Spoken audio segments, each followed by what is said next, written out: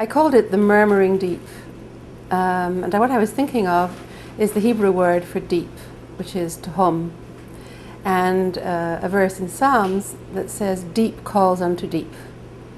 And the idea is that, of course, when you're in nature and you're at a precipice and you can hear the roaring waters, and you can hear from one precipice to another the waters calling to each other. But obviously the psalmist means also that within human beings and between human beings there are depths, and that when people speak to one another, they're not only speaking from the surface, they're not only speaking in the most obvious way, that there are depths that call out to one another. And Freud called that the unconscious.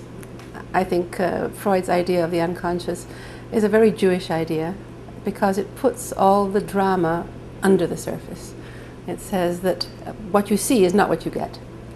And that when people speak to one another, a lot is going on that's not consciously registered.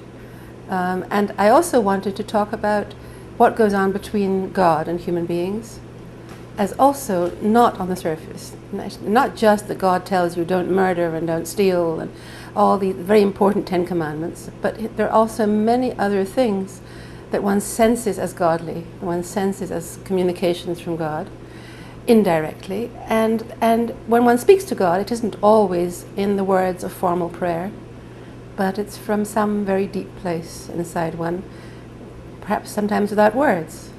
There's something emerges from inside and tries to reach out to God.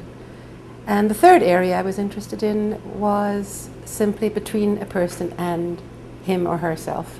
That is, what I know of myself and what I say to myself. One level is conscious. I know that I'm talking to myself sometimes. I'm trying to help myself. I'm trying to cheer myself up. And on the other hand, there is what I say to myself almost without realizing it, that I hear something from inside me that is not so obvious, and it makes me act and it makes me do things that I wouldn't otherwise have done. And to become more aware of that, the feeling that people in their lives become more aware of that and become more respectful of those inner voices.